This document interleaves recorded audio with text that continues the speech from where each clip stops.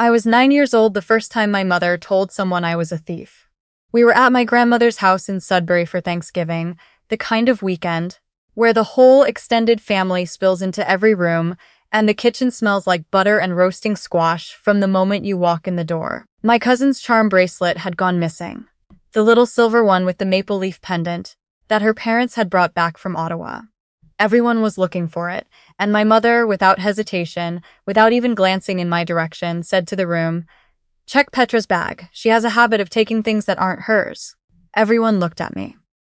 The bracelet turned up 20 minutes later between the sofa cushions. No one apologized. My mother moved on to helping with the gravy. And I stood in the hallway of my grandmother's house at 9 years old and understood something that would take me another 2 decades to fully name. I was not a person to my mother. I was a story she told, and she reserved the right to edit it whenever it suited her. My name is Petra Walsh. I'm 32 years old. I'm an occupational therapist, and I work with a children's rehabilitation clinic in Halifax, Nova Scotia. I have spent most of my adult life building a version of myself that is steady, careful, and hard to rattle, mostly because I grew up in a house where being rattled was the natural state, and I decided somewhere around age 14 that I was done living that way. My father, Gordon Walsh, is what people in small towns call a character. Loud, charming at parties, quick with a joke that lands just slightly wrong. The kind of man who volunteers for things publicly and disappears from them privately. My mother, Lynn Walsh, is quieter about her cruelty. She does it in asides. In the things she doesn't say in front of you but says about you the moment you leave the room. Growing up, I never quite knew which version of myself I'd find reflected back to me when I walked into a family gathering. Sometimes I was the responsible one, our Petra, so dependable. Other times I was the difficult one, you know how she is. The frame changed depending on what the moment required. What never changed was the feeling that I was a prop in a story my parents were telling, not a person living my own. I left home at 18 to study at Dalhousie. I built a life in Halifax slowly and deliberately. The way you build something when you know the ground underneath you has never been entirely reliable. I made good friends. I found work I was proud of. I learned how to trust my own memory again, which sounds like a strange thing to have to learn. But when you grow up with people who routinely contradict your recollection of events, trusting your own mind becomes an act of quiet courage. I met my partner Rhys at a trivia night at a pub on Argyle Street 3 years ago. He was there with people from his architectural firm. I was there with my colleague from the clinic. He got a hockey question wrong so confidently that I laughed out loud from the next table. And he turned around and asked, very seriously, whether I wanted to settle the matter. I did. I was right. He bought me a beer anyway. Rhys is 35, originally from Charlottetown, raised by a mother named Harriet, who has exactly one setting, which is warmth. He is the kind of person who notices when you've gone quiet and asks about it without pushing. He disagreed with me on something significant in our 4th month of dating and told me so directly, and when I waited for the fallout, there wasn't one. Just a conversation. Just 2 people working something out. I didn't know how to handle that for a while. I kept waiting for the catch. There was no catch. After 2 years together, he proposed on a Sunday morning in our kitchen in the North End.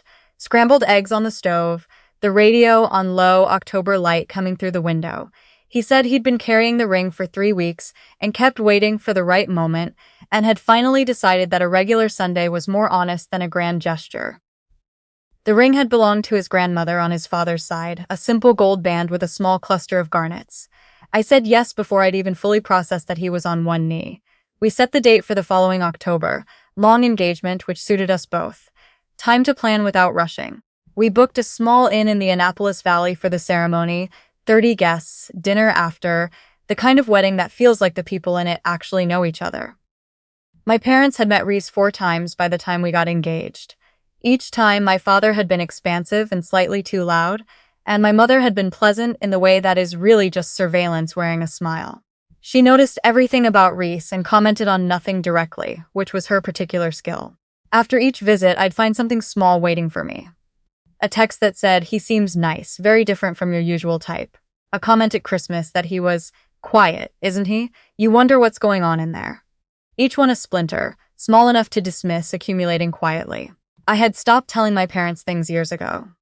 There are things you share with family and there are things you protect from them, and I had long since sorted my life into those 2 categories. The engagement news I shared because there was no reasonable way not to. My mother said, "Oh, how wonderful," and then asked whether Rhys's family had money, and I ended the phone call shortly after. 11 days before our wedding, Rhys came home from work, and he was different. Not cold, not angry, just held in. Like he was balancing something carefully and didn't want to spill it. He sat down at the kitchen table and asked if we could talk, and something in the way he said it made my stomach drop before he'd gotten another word out. He told me that my parents had contacted his mother, not him. His mother, Harriet, who lives in Charlottetown, and who had never been anything but lovely to me in the 2 years I'd known her. My parents had called her. My father had done the talking. He told Harriet that there was something she needed to know before the wedding, something about me that Rhys deserved to understand before he committed to me. He told her that I had been fired from a previous job for stealing from a patient's family, that I had taken money from a client's account at a facility where I had worked early in my career, that there had been a complaint filed, a quiet settlement, and that I had left the province for a while to let it die down. He said he was telling her because he loved his daughter and wanted her marriage to start honestly. Harriet, to her credit, had not believed it immediately, but she had been shaken. She had told Rhys. Rhys had spent 2 days deciding how to bring it to me. I sat across from him at our kitchen table and I felt something I have felt very few times in my adult life, completely untethered. Not from Rhys. Rhys's face was careful and open, waiting, giving me room. What I felt untethered from was the ground itself. The ground that my parents had been slowly undermining for 3 decades, and which had now been pulled out from under me 11 days before I was supposed to walk down the aisle. I told him everything, which in this case was very simple. Nothing my father had said was true. I had never been fired. I had never stolen from anyone. I had left my first position at a facility in Moncton after 2 years because I was offered a better role in Halifax, which was also closer to where I wanted to build my life. There was no complaint. There was no settlement. There was nothing. What there was, I explained, was a pattern. A long, quiet, consistent pattern of my parents, placing versions of me in rooms I had never been in, saying things I had never said, doing things I had never done, and I told him about the bracelet, and about the time my mother told my university roommate at a family dinner that I had a tendency to exaggerate my academic results. And about the time my father told my first serious boyfriend's father that I'd had some trouble in high school, implying something specific enough to damage the relationship without ever saying anything specific enough to be denied. Rhys listened to all of it. He didn't interrupt. When I finished, he said, "Why would they do that?" It was the question I had been asking for 23 years. I told him that honestly. I said I didn't have a clean answer, that I had theories involving control and fear and what happens to some people when their children become independent, but that I had stopped needing a clean answer a long time ago, because the answer doesn't change what happened and it doesn't change what I needed to do in response to it. He reached across the table and held my hand and said, "I believe you. I just needed to hear it from you." That was the man I was marrying, but the thing about a lie told to someone who loves someone else is that it doesn't disappear just because you've countered it. My father had planted something in Harriet's mind, and I knew it. She hadn't reached out to me. She hadn't called. And while I trusted that Rhys's own certainty would hold, I could feel the weight of an undiscussed thing sitting somewhere in the family, waiting. I didn't call my parents. I didn't have that confrontation, not then. I had tried confrontations before, and what I had learned from them was that my father escalated and my mother disappeared into innocent confusion, and I ended up feeling crazy and exhausted while they walked away having successfully changed the subject. I was not going to do that 11 days before my wedding. What I did instead was call my friend Scotty. Scotty McPherson has been my closest friend since our second year at Dalhousie. She is now a paralegal in Halifax, which is not relevant except in the sense that Scotty has a very specific relationship to documentation and evidence that I have always appreciated. She is also the only person in my life, besides Rhys, who has known my parents long enough and clearly enough to understand what I am describing when I describe them. I told her what had happened. She listened, asked 3 precise questions, and then said, "Okay. What do you need?" What I needed, I told her, was to know whether there was any record anywhere that could contradict what my father had said. Because the thing about a false accusation is that the absence of evidence isn't the same as proof of innocence, not to someone who wants to believe the accusation. I needed something affirmative. Scotty said she'd make some calls. Our rehearsal dinner was the Thursday evening before the Saturday wedding. We'd booked a private room at a restaurant called the Birch Barrel, a place in downtown Halifax that does long tables and wood-fired everything, and has the kind of candlelight that makes everyone look like they're in a film from 1975. 30 people in that room, the people we loved most, gathered to celebrate something that felt, for the first time in my life, like a promise I had actually earned. My parents were there. I had not uninvited them. I want to be honest about why. It wasn't weakness exactly, or not only weakness. Part of it was that I was not yet ready to do publicly what I had not yet resolved privately. Part of it was that some old and exhausted part of me still believed that if I could just get through the wedding, if I could just become Rhys's wife in front of everyone, and walk out the other side, my parents would have less power over the shape of things. That is not good reasoning. But it is the reasoning I had. My mother was wearing a green dress. My father had already had a drink by the time I arrived. Harriet was at the far end of the table, warm as always to my face, but something had shifted in the space between us, something I could feel the way you feel a draft from a window that looks closed. Rhys was beside me. His hand found mine under the table almost immediately. The way it always does, automatically, the way people reach for something they're certain of. We were 30 minutes in, appetizers on the table, the room loose and warm with conversation, when the door from the hallway opened. I turned because Scotty had texted me an hour earlier to say she might be a few minutes late, and I assumed it was her. It was Scotty. But she was not alone. Beside her was a woman I recognized from photographs, though I had not seen her in person in years. My former supervisor from the facility in Moncton, a woman named Dr. Agnes Turcotte, who had overseen my first 2 years of clinical work and who had written my reference letter when I applied to the Halifax position. She was 60-something now, gray-haired and composed, wearing her winter coat and carrying a folder. She looked like someone who had driven 2.5 hours from Moncton on a Thursday evening because she had decided it was important, which is exactly what she had done. I excused myself from the table. Scotty led us to the small coat room off the entrance, and Dr. Turcotte set the folder on the shelf above the coat hooks and opened it without preamble. Inside was my complete employment record from the Moncton facility. My performance reviews, all of them positive, including a commendation in my second year for patient advocacy. A copy of my formal resignation letter dated, noting my acceptance of the Halifax position, and a letter, which Dr. Turcotte had written that week upon Scotty's request, on official letterhead from the facility, stating clearly and in professional language that I had resigned in good standing, that no complaints had ever been filed against me during my tenure, and that she had been a reference for my subsequent employment on multiple occasions without reservation. Below those documents, Scotty had printed something else. A series of emails recovered from an account my father had used to contact the facility's general inquiry address 6 months ago. He had written twice, using a false name, asking whether the facility could confirm that a Petra Walsh had been dismissed for financial misconduct in a certain year. The facility's administrative coordinator had responded both times that they could not provide information about former employees. My father had written a third time, again under a false name, asking whether they could confirm the existence of a complaint settlement. The coordinator had stopped responding.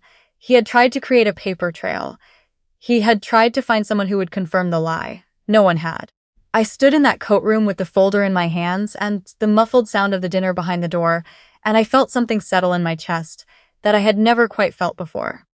Not vindication, exactly. Vindication implies you were worried about your own memory, and I had never doubted what had and had not happened. What I felt was something more like grief arriving with its luggage already packed. The grief of holding proof of something you have always known but could never show anyone, that the people who were supposed to protect you had instead spent years trying to dismantle you, carefully, quietly, with their whole attention. Scotty put her hand on my arm and said nothing. Dr.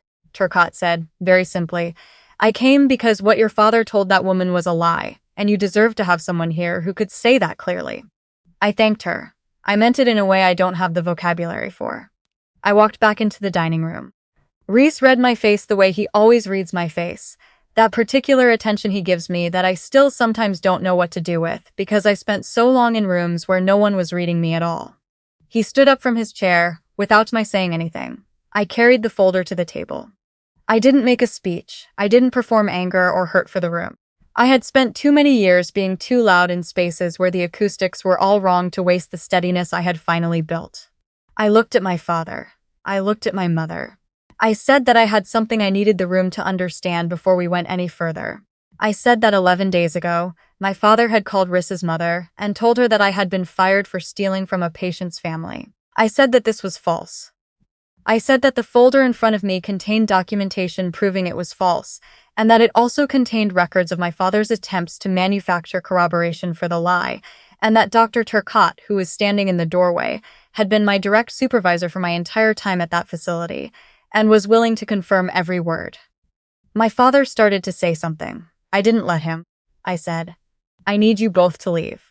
My mother looked at the table. My father looked at the room. Neither of them looked at me. They left. The room held its breath for a moment that lasted longer than a moment. Then Harriet, who had been sitting very still at the far end of the table, pushed her chair back and crossed the room and took my face in her hands the way you do with someone you are claiming, she said. "I am so sorry I didn't call you. I should have called you," I said. "I know you were trying to protect your son," she said. "He doesn't need protecting from you." Then she sat back down and raised her glass, and the room followed, and Scotty was crying quietly into her napkin, and Dr. Turcotte was still in the doorway, and Rhys had his arm around me, and the candles were still going, and the food was still warm, and the evening rearranged itself around what had just happened. The way good evenings can. The way a room full of the right people can take something hard and hold it without flinching. We got married that Saturday. The Annapolis Valley was October perfect, the kind of fall afternoon that looks painted but isn't. All gold and copper light, cutting across the ridge above the vineyard where we said our vows. 30 people. No efficient script that felt like a template. Rhys cried first, which surprised him and didn't surprise me at all, and I held it together until he got to the part about the trivia night, which he had apparently planned to include all along, and then I didn't hold it together anymore. Scotty was my witness. Dr. Turcotte had driven back to Moncton Friday morning, but she'd sent flowers that arrived at the inn before the ceremony. Dahlias and late-season goldenrod, in a vase with a card that said, "Wishing you the kind of life you always deserved." My parents were not there. I want to be direct about that. The way I was not always direct about it in the months between the rehearsal dinner and the wedding. The months when I fluctuated between grief and relief in the way that you do when you finally close a door you have been standing in the frame of for 30 years. My parents were not at my wedding, and it was not a loss, and it was not simple, and both of those things are true at the same time. What I know now, on the other side of it, is this. I had been so afraid for so long that the story my parents told about me was the real one. That the Petra they described to other people, the one who stole and lied and couldn't be trusted and needed to be managed, was somehow truer than the Petra I experienced myself as being. You live with that fear long enough and it becomes the wallpaper. You stop noticing it. It's just the texture of things. The rehearsal dinner was the night the wallpaper came down. Not because I defeated my parents. I didn't defeat them. They are still out there, probably still telling their version of things to whoever will listen. What changed was not them. What changed was that I finally stopped needing the room to be quiet for my truth to be worth saying. I said it clearly, with evidence, in front of witnesses, and then I set the folder down and I went back to my dinner. Some people will try to dismantle you for as long as you are within reach of them. The answer is not to fight them every time. The answer is to build your life far enough outside their reach that their hands close on empty air. I am Petra Walsh Reed now, 32 years old, living in the north end of Halifax with my husband, and a very opinionated tabby cat named Biscuit, who has no awareness of any of this, but does have strong opinions about breakfast timing. I work with children who are relearning how to navigate a world that has been made more difficult for them than it should be, and I find that work steadies me in a way I am grateful for every day. If you are out there reading this, and you have sat in a room where someone who was supposed to love you decided instead to tell a lie about you to the people you loved most, I want you to say something plainly. Your memory is not wrong. You know what happened. You know who you are. And sometimes, the most radical thing you can do is simply stand in the middle of the room and say so out loud. If this story reached something in you, please subscribe to Bold Revenge Tales. We share stories like this one because someone out there needs to know they are not alone. Hit subscribe, turn on notifications, and come back for the next one. The ones who survive are always the most interesting narrators.